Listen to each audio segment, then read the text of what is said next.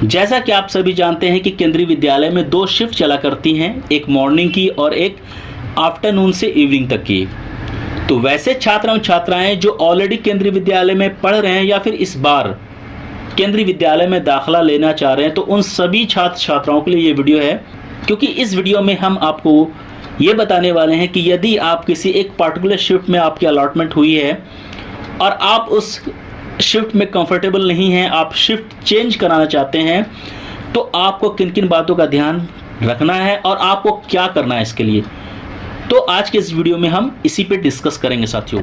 दोस्तों, मैं आपको ये क्लियर कर दूं कि यदि आप उस श्रेणी में हैं जहां पे आप शिफ्ट चेंज कराना चाह रहे हैं, मॉर्निंग से इवनिंग हो या फिर इवनिंग से मॉर्निंग में शिफ्ट चेंज कराना चाह रहे हैं, तो आपके पास एक वैलिड रीज़न होना चाहिए क्यों आप शिफ्ट चेंज कराना चाहते हैं।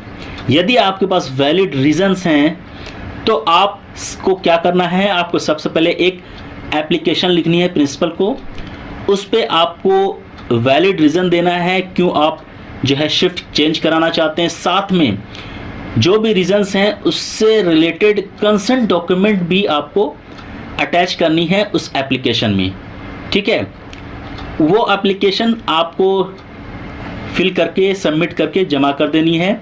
उसके बाद केंद्रीय विद्यालय की जो मैनेजमेंट है उसको देखेगी, समझेगी, और अगर उन्हें लगेगा कि हाँ आपके जो रीजंस हैं वैलिड हैं, उसके बाद वो देखेगी जिस शिफ्ट में आप जाना चाहते हैं उस शिफ्ट में सीट खाली है कि नहीं है, और यदि सीट खाली होगा तो आपको उस शिफ्ट में मूव कर दिया जाएगा, ट्रांसफ़र कर दिया जाएगा। ये प्रोसेस होता है केंद्रीय विद्यालय का। अब मैं आपको बताता हूं कि कौन कौन से वैलिड रीजंस हो सकते हैं जिसकी वजह से आपको मूव करना आसान हो सकता है एक शिफ्ट से दूसरे शिफ्ट में। पहला तो सबसे बड़ा और सबसे पहला वैलिड रीजंस ये है शिबलिंग, मीन्स आप शिफ्ट चेंज इसलिए करा रहे हैं क्योंकि आपका भाई या आपकी बहन दूसरे शिफ्ट में पढ़ता है, यानी शिबलिंग जो आपके हैं वो सेम केंद्रीय विद्यालय में है लेकिन दूसरे शिफ्ट में है, ठीक है। तो यदि आपके भाई या फिर बहन दूसरी शिफ्ट में है और आप दोनों को स्कूल आने में दिक्कत होती है और आप दोनों चाहते हैं कि एक ही शिफ्ट में रहें ताकि कम्यूट करने में, आने जाने में कोई प्रॉब्लम ना हो, ना आपको, ना स्कूल को, ना पेरेंट्स को, तो ये सबसे बड़ा और सबसे बहुत ही वैलिड रीज़न होता है शिफ्ट मूवमेंट का। तो यदि आप इस श्रेणी में आते हैं तो आपके लिए ये ऑफ़र ओपन है, आप बिल्कुल शिफ्ट करा सकते हैं, अपने हिसाब से अकॉर्डिंगली मूव कर सकते हैं, शिफ्ट मॉर्निंग से इवनिंग या फिर इवनिंग से मॉर्निंग में अकॉर्डिंगली। यदि उस शिफ्ट में सीट खाली होगी तो आपका 100% हो जाएगा।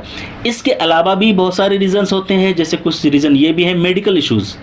सपोज़ कीजिए कि आप इवनिंग शिफ्ट में हैं और आप मॉर्निंग में कराना चाहते हैं, तो आपको एक वैलिड रीज़न देना पड़ेगा।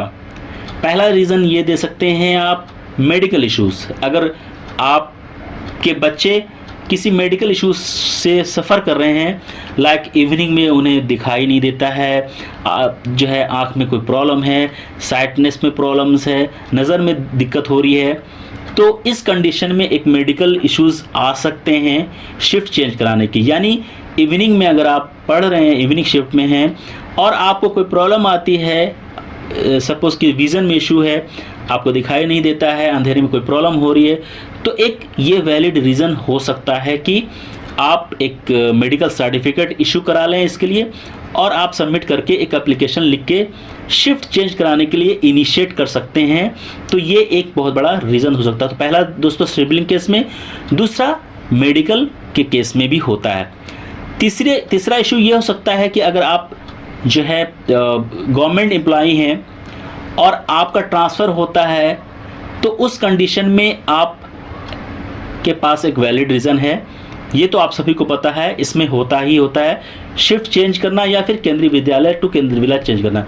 चलिए, मैं एक चौथी जो है सबसे बड़ी रीज़न ये भी है जो मैं बताने वाला हूँ, वो ये है कि यदि आप मकान चेंज कर रहे हैं सेम शहर में, यानी अगर आप केंद्रीय विद्यालय के आसपास रहते थे लेकिन अब आप शिफ्ट कर रहे हैं कहीं और, तो आपको आने जाने में प्रॉब्लम हो सकती है, दिक्कत हो सकती है। यानी आप शाम में अगर आपके बच्चे पढ़ रहे हैं और आप स्कूल नहीं पहुंच पाते हो, दूरी के कारण बच्चे को लेने के लिए, ले जाने के लिए या पहुंचाने के लिए, तो इवनिंग में अक्सर ये प्रॉब्लम हुआ करती है कि लेट भी हो सकता है, बच्चे जाने में लेट भी हो सकती है, स्कूल से छुट्टी होने में लेट भी हो सकता है।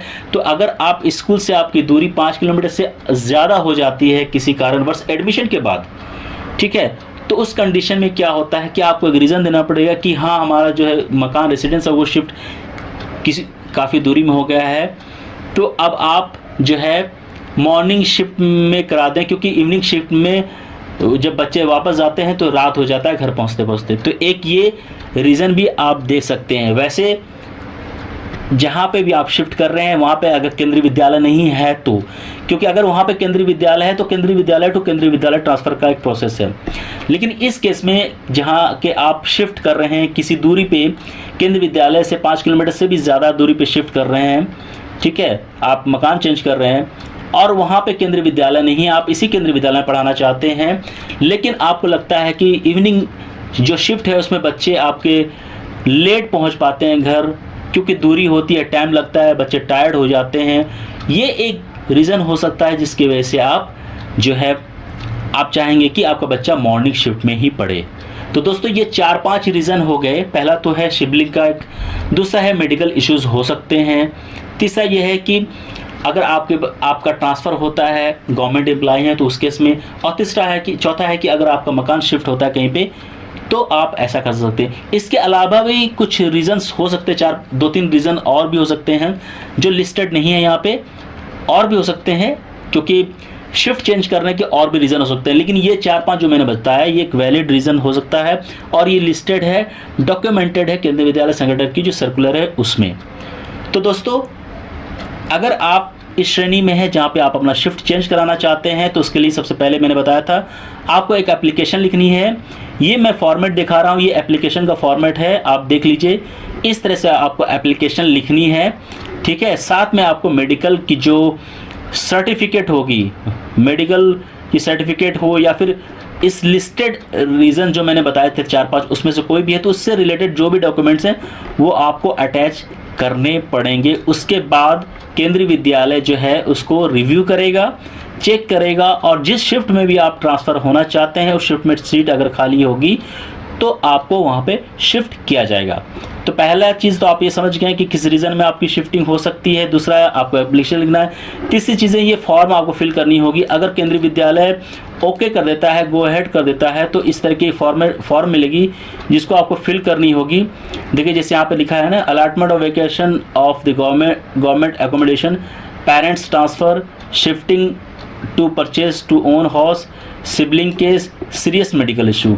तो ये 4-5 रीज़न्स हैं, कोई भी होगा तो इसमें एक टिक करनी होगी और डॉक्यूमेंट आपको यहाँ पे सबमिट करना होगा, ठीक है। उसके बाद आपको यहाँ पे साइन करके सारी चीज़ें जमा कर देनी पड़ेंगी। तो दोस्तों ये आपको मैंने इस वीडियो में नेट बताने की कोशिश की है। अगर आप शिफ्ट चेंज कराना चाहते हैं, ये 4-5 रीज़न है। अगर आप इस 4-5 रीज़न्स के अंदर आते हैं तो आपको एप्लीकेशन लिखनी पड़ेगी।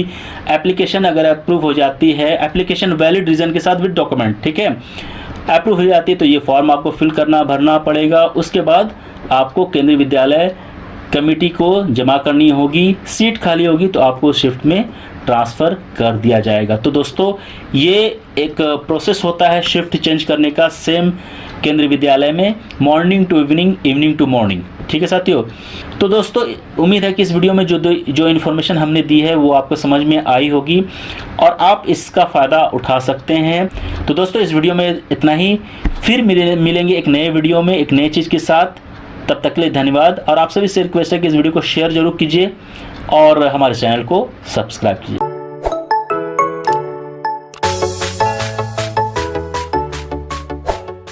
धन्यवाद।